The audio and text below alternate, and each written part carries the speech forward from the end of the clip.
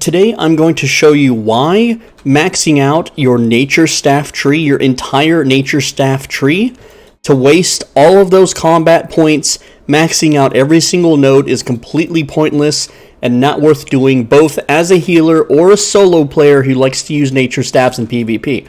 Now, this build that I'm rocking right now is my all-time favorite 1v1 PvP build in the entire game. If I was forced at gunpoint to do corrupted dungeons, or if I was locked into a duel with another player for a high amount of silver, this is the build that I would use, okay? It involves the Hunter Hood with damage passive, Mercenary Jacket, damage passive, Soldier Boots, this is for chase, with toughness. It's got a Torch and the Druidic Staff with Thorns, the third W to enhance your ease super heal, with energetic, so you never run out of mana. You are sustainable forever. And of course, I would be using it with a Thetford cape, but for today's video, I'm showing you why having anything more than 100 spec in your nature staff of choice is completely pointless. Let me show you what I'm talking about here, okay? Right now, I have 100 spec with a masterpiece, Druidic Staff 8.3. The item power is 1802, all right? So, if we go to the target dummy and we hit him with our biggest heal combo, you'll see here that the total heal is 1,175, okay? That's pretty good. That's combined with our W, which enhances the healing received by 35%, and then the E, which would only heal them for about 800 or so without the W. So, it's a strong heal. But again, this is full 8.3 with 100 spec. Now, let me just show off the DPS real quick. So to do a test on DPS, we're going to go to the target dummy, cast Thorns, and auto-attack it. And then right before our Thorns goes on cooldown, we cast it again. And we just do this until the target dummy dies.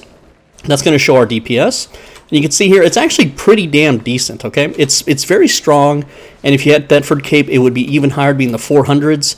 It's not a bad spell. This is what I use to solo group dungeon bosses. It's that powerful.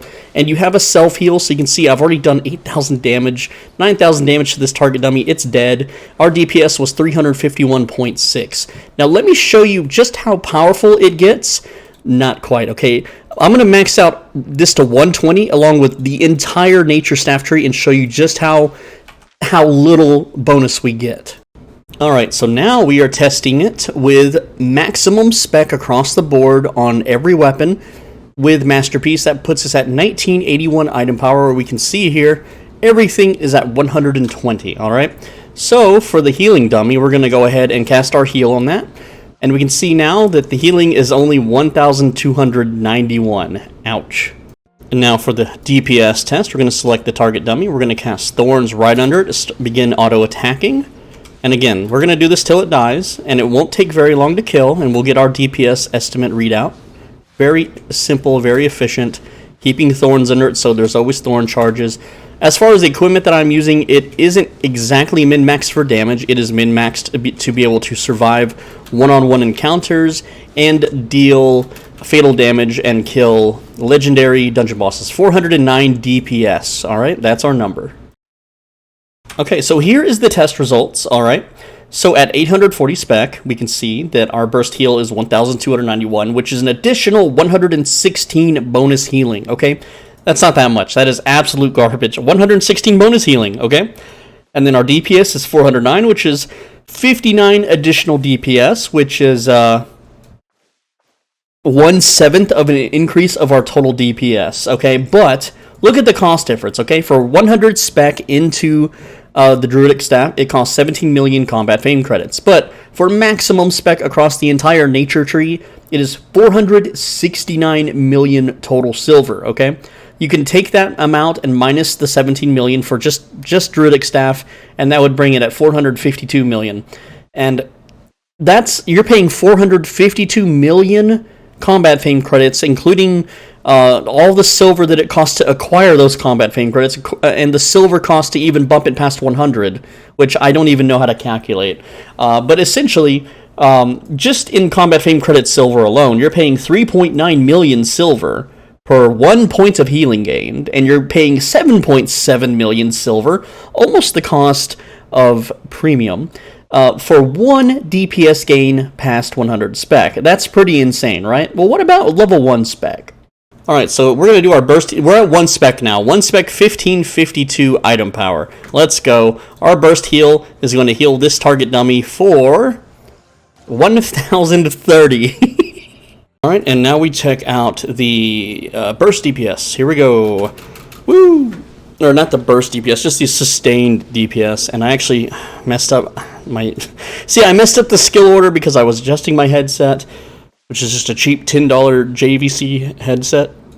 It's whatever, it's affordable. Okay, let's try again. Alright, and here we are with our 1 spec DPS. Yeah, you can see that it's not so bad. You know, it's still pretty good. It's a little bit slower, you can tell. It's hovering around, what, 280 right now? 290, pushing it up just a bit. We're still getting it going here. The enemy is taking a little bit longer to kill, but we're going to get that number. 288 looks like what it's averaging there, and still alive. Yeah, you can see the higher DPS clearly better, but we got 276 is where the enemy died. All right. So this is the entire point that I'm trying to get at, why you shouldn't max out the entire nature staff tree if all you're going to use is one of the staffs, okay? So look at it like this. If you compare 1 spec to 100 spec, which is a cost of 17 million combat fame credits, okay?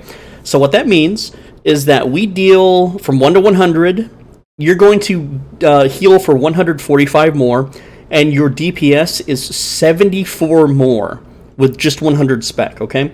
And it only costs 17 million fame. So, fame credits, I'm sorry. Now, what that means is that your cost per heal increase is 117,000 silver, and your cost per DPS increase is 229.7 thousand silver. If you compare that now to going from 100 spec to max spec, the cost of just 1 point of increase of DPS or healing, 3.9 million for 1 heal and 7.7 million per 1 point of DPS.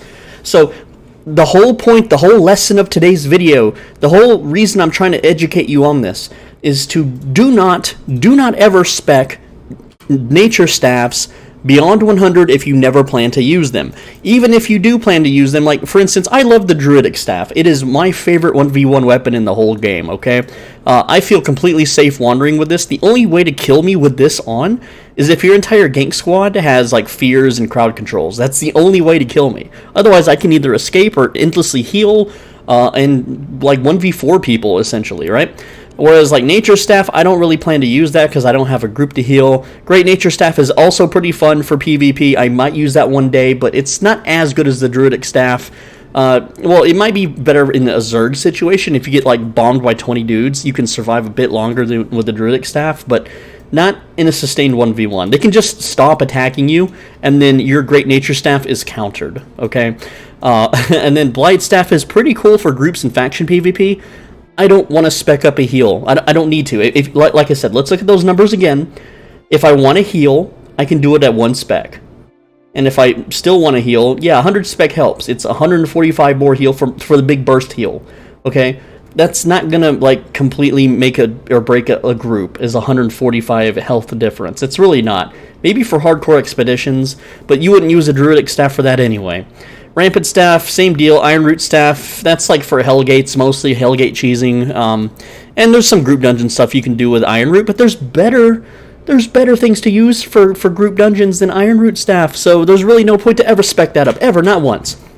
Anyway, guys, I hope you learned to not max out an entire tree just because you like one weapon, okay? Even if I had billions of combat fame credits, I still wouldn't do it because it's not worth doing. It's a waste.